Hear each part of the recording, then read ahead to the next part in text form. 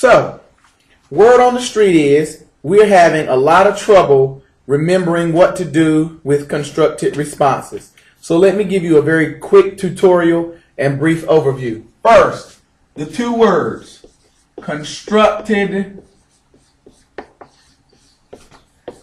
response. We know that something that is constructed is well planned and also well built. And a response is an answer or something given to a question. So our constructed responses are something that is well planned, well built, and they are answers to a series of questions. All right? Key word here, stimulus, S-T-I-M-U-L-U-S. In this way, we've seen this word being used to describe a start or catalyst. This is something that's not reactive, but it makes things happen. So when we heard, like I told you before in class, when the government gave those stimulus checks a couple of years ago, it was something that they hoped would boost the economy, something that they hoped would bring success to our economy. And let me make this a wee bit larger for you so you can read it a little easier. Something that they hope would bring the economy back to its feet.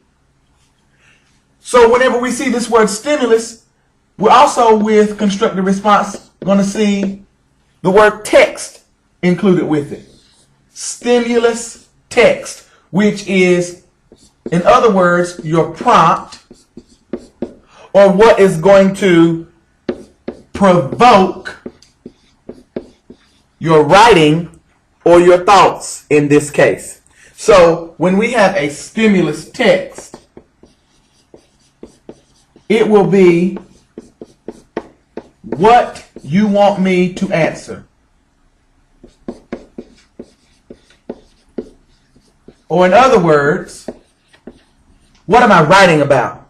What is this particular constructed response about? What should I be working on? What should I be doing? I've already told you there are 4 steps in completing our constructed responses. Step 1 is always establish a topic. This often happens by restating the question. What is this stimulus text asking me to do? Step 2, give an answer or an observation. And this is something that will go on to serve as the foundation of my constructed response. What have I seen in the text, or what can I identify from the text that I can use to respond to my stimulus? Thirdly, after I've given an answer or made an observation, I need to follow that up. I need to back it up with some supporting details. And then lastly, I need to close or summarize. Now, another way of remembering the same thing, we talked about the acronym ACES. A-C-E-S. A says answer the questions. C, cite textual evidence. E, ensure all questions are being answered. Most times with our constructed responses, we'll find that there's one question, but there are multiple things identified that we need to respond to. And S, sum it all up. All right, there's a handout that I provided you this week, and I want to give you some more assistance with that particular handout because I want to make sure that everybody knows exactly what they're supposed to be doing. And on that handout, you had question, or task 1, question or task 2, 3, and it could go on and on and on, depending on whatever you're being asked to answer. What this means, if you should see this particular writing, what you're being asked to do at that point is to break down the question. So let's say, for example, we have a question that says, and I've used this example consistently, how many licks does it take to get to the center of a Tootsie Pop?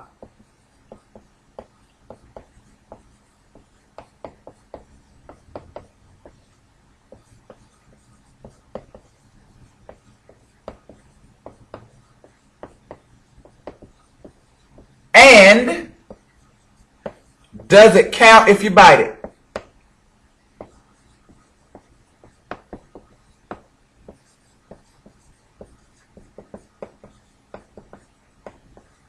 One question, but that one question has multiple parts that we should identify.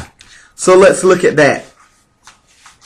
First of all, how many licks does it take to get to the center of a Tootsie Pop is one level of the question. I've already asked one thing that I need to answer in this particular constructed response. When I get to, and does it count if you bite it, that asks a second thing. It provides a second thing for me to identify.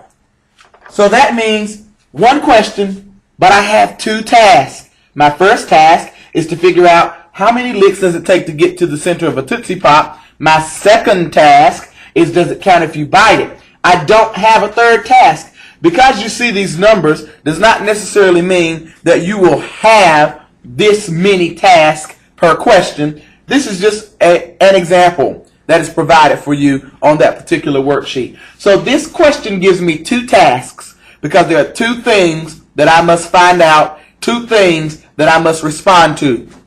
So when I go back to my process, my stimulus text, what I should answer is how many licks does it take to get to the center of a Tootsie Pop, and does it count if you bite it? First, I must establish a topic. I can restate that. It doesn't have to be in question format. I am writing it as a setup or foundation for my question. And it could sound something like, to get to the center of a Tootsie Pop, one must be willing to work hard. I don't know. Let's be random here. It depends on what you want to say. The second thing is give an answer or observation. I don't always necessarily have to do that second. Sometimes establishing a topic is going to include some of my answer or my observation. But the big thing is getting to the supporting details, getting back to the text and proving that my response is based on some type of empirical or some type of tested information that is credible. And lastly, close and summarize. If I were to be following the ACEs model, I would simply make certain all of my questions are answered. The entire question is answered, not just part of it. I cite my textual evidence. I make certain that I have completed all tasks, and then I sum it all up. So in short, when we talk about constructed responses, I don't want you to get into the mindset that it's very difficult. I don't want you to get into the mindset that it's going to require you to do something that you can't do. Remember, it's very simple to come up with 4 to 5 sentences for every constructed response that you write. Don't look at it from the context of it being a long paragraph, or if I have 6 constructed response questions, I've got to write 6 paragraphs, and that's just too much. No. Think about what you know. Think about what you can do. Don't be afraid to apply it. And as I always say, challenge yourself to be a critical thinker. The basic foundation for critical thinking is to answer those W's. Who, what, when, where, why, and then that one H, how. And that's just the beginning, because you can always go beyond that. Why did they do this? Who did it? When? Where? Why? Or how? What did it require? What did it take? The process goes on. Critical thinking is a process that you must employ, but believe me, students, you can do it. So today, what we're going to be doing for the remainder of our lesson are some interactive activities and looking at some interactive ways that you can become critical thinkers, expert constructed response writers, and constructed response question creators. And then you are going to use the information that I've provided, coupled with your wonderful brain power and critical thinking skills, and you're going to be developing some lessons that you can use to educate your peers, because today it's all about students becoming teachers. Who are you teaching? Other students. Have at it. Have a great day, and it's been a pleasure. Tune in again.